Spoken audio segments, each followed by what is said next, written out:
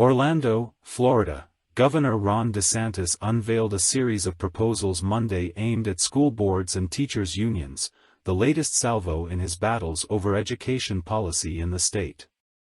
DeSantis unveiled what he called a Teachers' Bill of Rights at an event in Jacksonville that would give teachers the go-ahead to oppose their school boards if they believed their policies were against state law. He also proposed banning teachers' unions from automatically deducting dues from paychecks, imposing stricter term limits on school board members and changing the state constitution to allow school board candidates to reveal their political parties in what are now nonpartisan races. Andrew Spar, the head of the Florida Education Association, the state's biggest teachers' union, called DeSantis' proposals attempts to punish and divide. DeSantis said he wants an additional $200 million to the special fund created to raise teacher pay, bringing the total to $1 billion for teacher pay in his recommended budget for the next year. Overall, $3 billion has been spent on salaries in the past 3 years, he said. But much of that money has been devoted to increases in starting pay for new teachers, leaving the state still ranked 48th in the nation in average public school teacher pay last year, according to the National Education Association, one spot lower than when DeSantis took office in 2019. In a statement, FEA spokeswoman Joni Branch said, "Due to a tangled web of laws and rules governing pay, teachers with years in the classroom continue to face an experience penalty that can leave them making little more than new hires."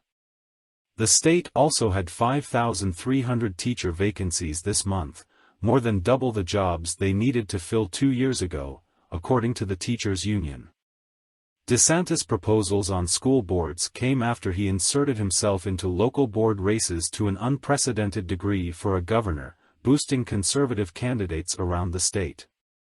That included Orange County, where Moms for Liberty member Alicia Ferrant won a seat on the board.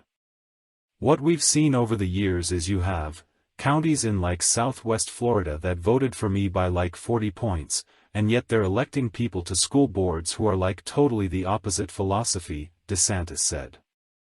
And sometimes it's hard without knowing because you have all these names on a ballot.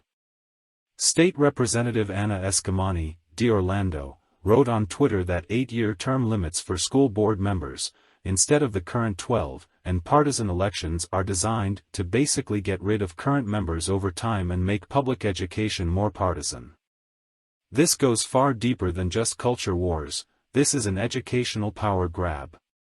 The new proposals would have to be approved by the legislature or, in the case of changing the Constitution, by state voters via referendum. They come just days after DeSantis and Education Commissioner Manny Diaz made national headlines in banning an AP African American Studies class in the state and announced plans for the state to fund any parents who want to send their children to voucher schools, no matter their income.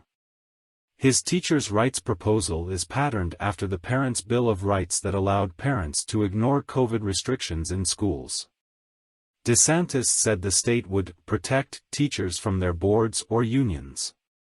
If a teacher is faced with either following state law or listening to a school board or school union or an administrator telling them to violate state law, if they follow state law, they're protected, DeSantis said. And it doesn't matter if a school board or superintendent thinks otherwise.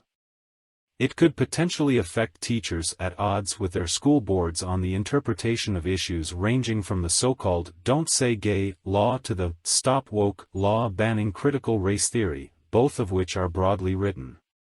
The educators and board members who spoke at the event cited their opposition to their board's vaccine mandates and other anti-COVID measures. "At my current charter school, I am free to choose to wear a mask or not wear a mask, and social distancing and quarantining of healthy children because of proximity are foreign terms," said former Duval Public School teacher Leah Hannigan. Duval School Board member Charlotte Joyce said, "During the pandemic, we saw the teachers' unions advocate strongly for mask mandates and vaccinations. Because of our great governor, he just put a stop to that and said, we're not going to have that in the state of Florida." DeSantis' proposal to end the automatic deduction of union dues was also directed at teachers' unions, which he said have too much power. That's your choice, DeSantis said of paying dues, a critical source of funding for unions. If you want to do it, send money, that's fine. But to have it automatically deducted when you sign an authorization form? They don't even tell you how much is being deducted. He also added that union officials should not make any more than what the highest paid teacher is making.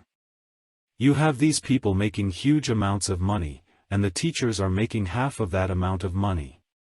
How is that fair? How is that something that makes sense? He did not say if he would attempt to pass a law mandating that, however. DeSantis has frequently pointed out that Carla Hernandez-Matz, the head of Miami-Dade's teachers union and Democrat Charlie Crist's running mate last year, has a salary of nearly $200,000.